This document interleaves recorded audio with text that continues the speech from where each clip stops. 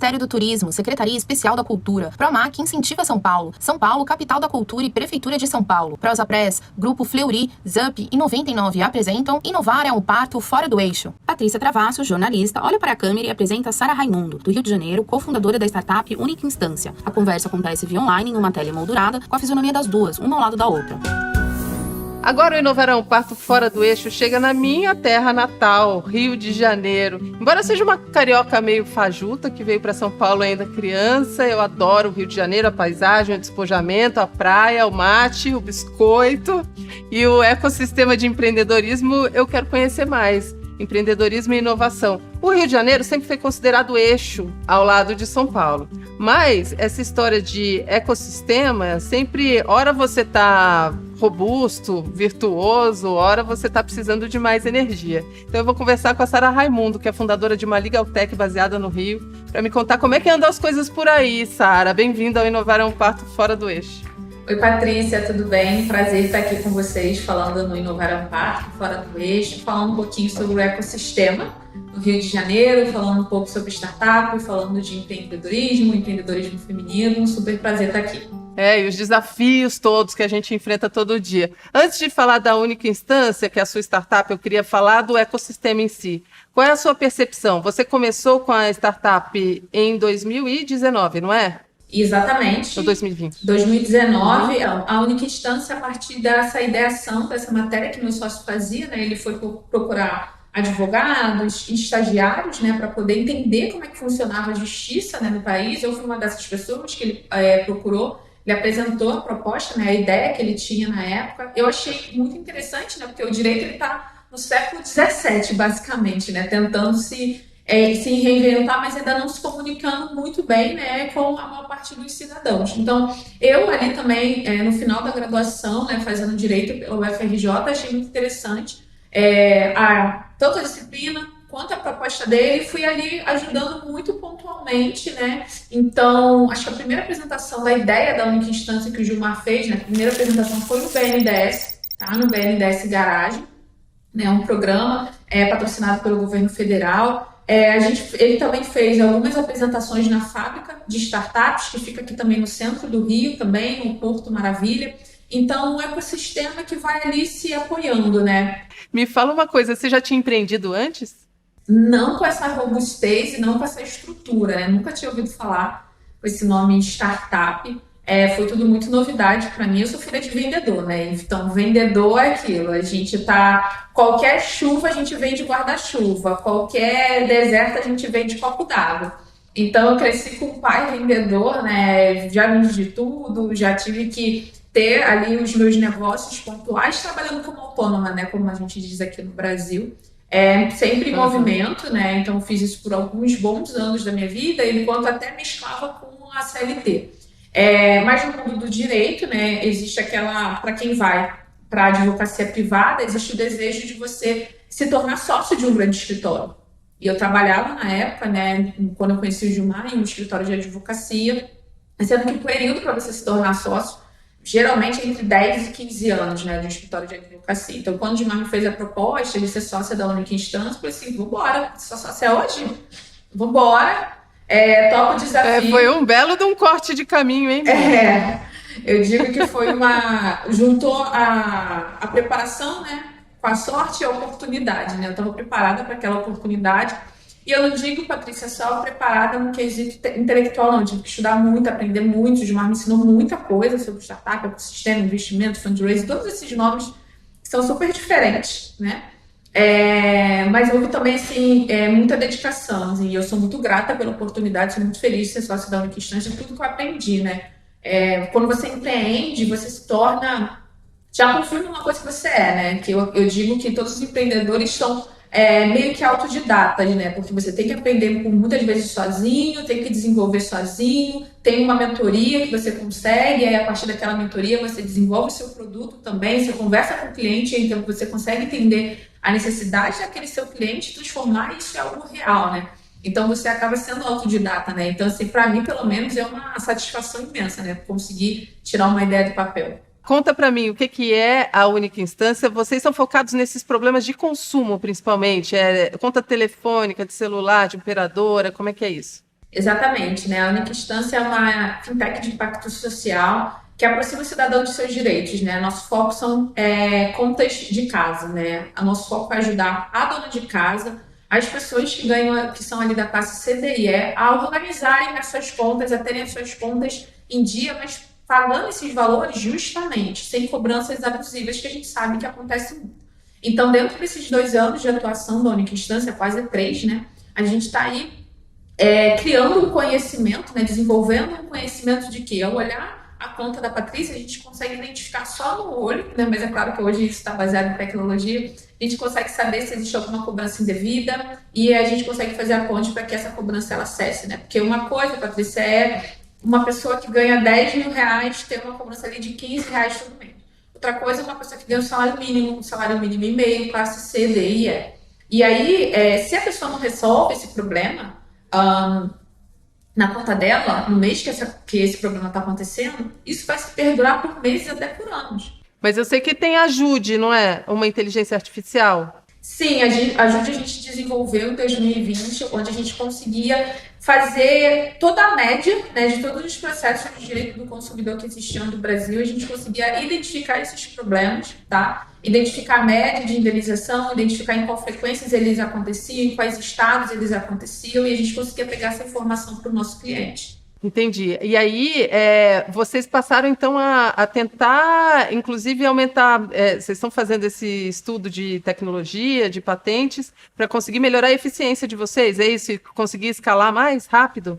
Sim, com certeza, né? Startup, ela tem um desafio tecnológico, né? Que é o cerne, né? De você ter uma empresa de tecnologia, você conseguir escalar rápido e bem o seu negócio, né? Então, nós entendemos que a partir do momento que a gente consegue ajudar esse consumidor a ter acesso às contas dele e conseguir identificar os problemas, a gente consegue entregar agilidade, a gente consegue entregar a média que ele gasta mensalmente nas contas de casa, se essa média está muito alta, se essa média está muito baixa. Então, a gente vira um parceiro mesmo do nosso consumidor, conseguindo diminuir esses custos dele, inclusive. E como é o que a gente fala, né? Às vezes, para a classe A e para a classe B, pagar 15, 20, R$ 300 a mais, a gente já viu casos assim, não tem problema. Mas para a classe C, D e E, é um rombo no orçamento. Então, a pessoa ela fica totalmente sem suporte e desesperada, né? A gente já teve cliente aqui, né, apresentando o problema dele para a Única Instância, que de repente chega uma taxa para ele pagar de luz de R$ 5.000. E a pessoa fica naquela, é uma cobrança devida, eu pago, mas aí eu vou me sentir lesado, se eu não pagar eu tenho minha luz cortada, eu tenho tudo que está na minha geladeira. Então, assim, é um impacto muito grande dentro de uma casa. Cara, eu sei que vocês participaram do programa de aceleração do Google para startups fundadas por negros, né? Conta para mim essa experiência, porque a gente aqui no Inovar é um Parto fala muito da mulher à frente das startups, mas você ainda é mulher, negra, quer dizer, conta para a gente como é que é esse desafio aí no Rio de Janeiro, se você sente alguma questão relacionada a isso ou maior dificuldade em relação ao ecossistema que você está vivendo. Assim, dificuldade a gente enfrentou desde o início, né? Então, a gente ainda enfrenta, né? Apesar da Única Instância ter aí várias aparições na mídia, assim, ainda assim é um local de desconforto, não pra gente, mas para algumas pessoas que nos veem, nos assistem, né? Acabam assistindo a alguma apresentação da Única Instância, e a gente entende que às vezes a pessoa nem sabe, né? Porque ela tá tão desconfortável com 2 pessoas pretas fazendo a apresentação de uma startup para ela, né?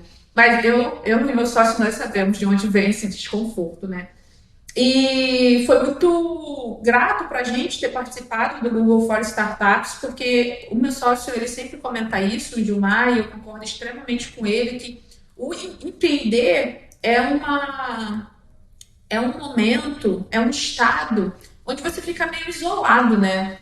Porque você está falando sobre cultura, você está falando de desafios de time, você está falando de jornada do seu cliente. Não é qualquer lugar que você chega, senta e fala sobre esses desafios e uma pessoa pode te responder, né? Então, acaba que você se isola também um pouco, né, dos seus amigos, da sua família, porque você está imerso ali empreendendo. E no nosso caso, foi imerso empreendendo numa pandemia. Então, o isolamento foi maior ainda, né? A dificuldade era maior ainda. E a troca com outros empreendedores era extremamente necessária. Então, quando surgiu Nós nos inscrevemos em dezembro de 2020, a primeira entrevista, né, as primeiras fases do processo seletivo foi no início de 2021. E aí, em fevereiro, a gente teve a confirmação que a gente tinha passado no programa de aceleração do Google for Startups, no Black Founders Funds. Foi uma alegria, assim, pra gente, né? Hoje, se eu salvo engano, é um grupo de empresas aceleradas por empreendedores pretos, é um grupo de, salvo engano, 42 empresas, ou seja, 42 empreendedores pretos juntos, né? Que se conhecem, que trocam experiência, que pedem dica, que trocam dores e trocam sucesso também. A gente fala muito de conquista, de vitória, a gente se parabeniza o tempo todo, né? Então, é um local de acolhimento muito grande, né? Quando você passa a ter essa rede de pessoas que passaram pela jornada que você passou, um pouquinho, às vezes mais à frente que o outro, então quem está um pouquinho à frente dá um auxílio para quem está se desenvolvendo e a gente consegue ter uma troca muito grande, né? Esse senso de comunidade é algo muito importante quando você está empreendendo, quando você está empreendendo na pandemia, quando tudo é remoto, principalmente quando você é uma pessoa preta empreendendo, né? Porque o círculo é menor ainda, né? As mulheres, né, como as pessoas pretas, elas são invisibilizadas, mesmo quando elas estão desenvolvendo um trabalho muito grande, até quando elas estão desenvolvendo um trabalho muito grande, muito importante, que é trabalhando com tecnologia, trabalhando com inovação, resolvendo problemas reais, né? A gente fala muito de empreendedorismo, né? Um empreendedorismo até que antes, né, de 2022, quando a gente teve aí uma carta do Y Combinator, né, falando do inverno das startups, que alguns empreendedores, né, não negros conseguiam levantar milhares de reais simplesmente com PPT. E a gente vê, né, o BlackRock, se ele tem dados sobre isso, pesquisa quantitativa e qualitativa sobre isso, você vê a dificuldade, né, de founders negros tendo equipe, tendo clientes, tendo receita, faturamento, dificuldade que é para você conseguir levantar um cheque de investimento, né? Então não é que não existam, o que existe é uma invisibilidade, né? É um silenciamento, mas a gente está aí para quebrar isso. Patrícia, é muito importante falar que existe um respeito dentro do ecossistema de empreendedorismo pelo empreendedor. Então, mesmo as pessoas que abriram uma empresa e por qualquer motivo tiveram que fechar as portas por pandemia, porque não tinha cliente, porque o modelo de negócio não era validado, essa pessoa ela tem um respeito, porque ela botou a cara para bater. Ela arriscou as economias dela, ela saiu do emprego dela formal, ela abdicou de benefícios de um horário de entrada e de saída, ela trabalhou mais de 12 horas por dia para uma coisa que ela acreditava. Então, mesmo que o negócio não tenha dado certo, existe uma respeitabilidade. Não se fala isso para o empreendedor, porque essa pessoa teve coragem de fazer algo que a maioria não faz. E tá tudo bem. Exatamente. Olha, e aí a gente pode dizer, só por vocês já terem ido à universidade, vocês já são muito mais do que a maioria consegue, né, da população preta brasileira, que já é um desafio, a gente sabe disso. Ainda mais conseguir empreender uma startup, conseguir lugar no mercado, conquistar clientes, sim, e já está conseguindo investimento realmente, porque é uma empresa que está rodando, né? Então, eu acho que o que a gente está vendo realmente ainda é uma minoria, mas a diversidade está acontecendo cada vez mais, né? E aí eu falo isso por mulheres, por homossexuais, falo isso por negros, né? Tá começando a virar um ecossistema mais diverso, mais colorido e bonito de ver, eu acho. Sim, sim. A gente teve, algum tempo atrás, se não me engano, uns 3 anos, né, um relatório, né, de uma consultoria, eu não vou arriscar o nome, né, que diz quanto mais diverso o time, mais desenvolvida a empresa mais... Eu acho que foi a McKinsey. A McKinsey, exatamente. Mais desenvolvido o time melhor o cliente é atendido, porque não é, né, um grupo, né, de pessoas que não entende o seu cliente, né, que não tem acesso ao seu cliente, né? Então, você acaba conseguindo se comunicar, porque quando eu e meu sócio, a gente ia fazer pesquisa primária, né, que é entrevistar as pessoas, eu não ia, mas o meu sócio ia, né, porque no meu olhar já era mais viciado. O meu sócio ia no Tribunal de Justiça. Ele ia entender por que levou a dona Lourdes a sair do trabalho dela para ir para uma audiência por um problema na conta dela. O que levou ela a fazer isso? E ele conversava, né, com as pessoas, a gente tem tudo, autorização, né, para gravar, para documentar, para entender o nosso cliente. Poucas pessoas descem no chão de fábrica, né, para entender o que está acontecendo. Então, quanto mais diverso esse time, quanto mais diverso, né, o ecossistema, mais soluções inovadoras realmente, né? E quando eu falo inovador, eu gosto sempre de falar. Gente, quando a gente fala inovação, não é necessariamente criar um foguete para a Lua, não, tá? É só fazer de uma forma diferente, algumas vezes com tecnologia, algo que está sendo feito prejudicando o consumidor, né? É melhorar, né, a jornada desse cliente. O que essa sua vivência ou essas experiências trazem para o seu negócio? Você acha? Você já falou em humildade, por exemplo, que é exatamente o que o seu sócio fez de ir para o chão de fábrica, né? De ir a campo, realmente entender de onde nasce o problema. Mas e você? Como é que você sente isso? Eu acho que o olhar, né, de uma mulher, né, o olhar de uma pessoa preta, ele é um olhar mais atento. É um olhar que você consegue, nas minhas primeiras conversas, né, depois que o Gilmar me chamou para ser sócio, a gente trocava muito e eu falo para ele, olha, não quero, não aceito trabalhar num ambiente onde a gente acabe com a saúde mental dos nossos colaboradores. A gente tem que preservar a saúde mental das pessoas, a gente tem que falar sobre atividade física, sobre terapia, sobre o momento do cafezinho. Não dá para você trabalhar direto sem parar, sem conseguir beber água, sem conseguir ir no banheiro. Então, coisas que eu já passei enquanto fui funcionária, que agora, como sócio, mas não, aqui vai ser diferente, isso não vai acontecer. E aí é muito interessante, né? Porque a única instância ela jamais se diverte, né? Porque o Gilmar é um homem preto, ele convida uma mulher preta para ser sócio. Hoje, 66% do nosso time é composto por mulheres. 75% dos cargos de liderança ocupados por mulheres pretas. Então, assim, para nós é algo natural. Nosso ISD, a gente já nasceu com o DNA ISD. Não precisa de uma consultoria externa ou de um grupo de diversidade e inclusão, porque nós já nascemos diversos e eu vejo que existe muito um acolhimento. Isso é de feedback do nosso time para nós, né? Existe muito um acolhimento, né?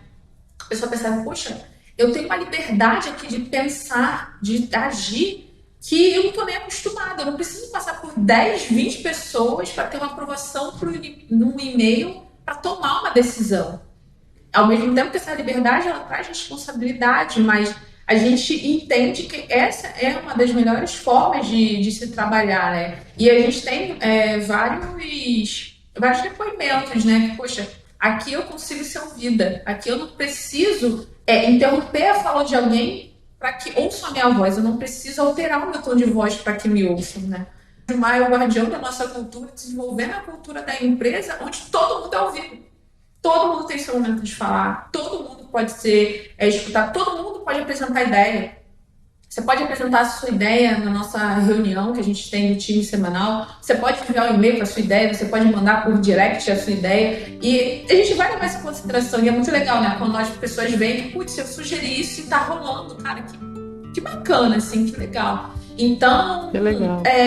Sem uma forçação de barra, né? Porque é a nossa essência mesmo, né? E a gente fica muito feliz quando a gente tem novas contratações e as pessoas conseguem dar esse tipo de depoimento. Caramba, eu posso ser eu sou ouvida. E nossa, que coisa maravilhosa.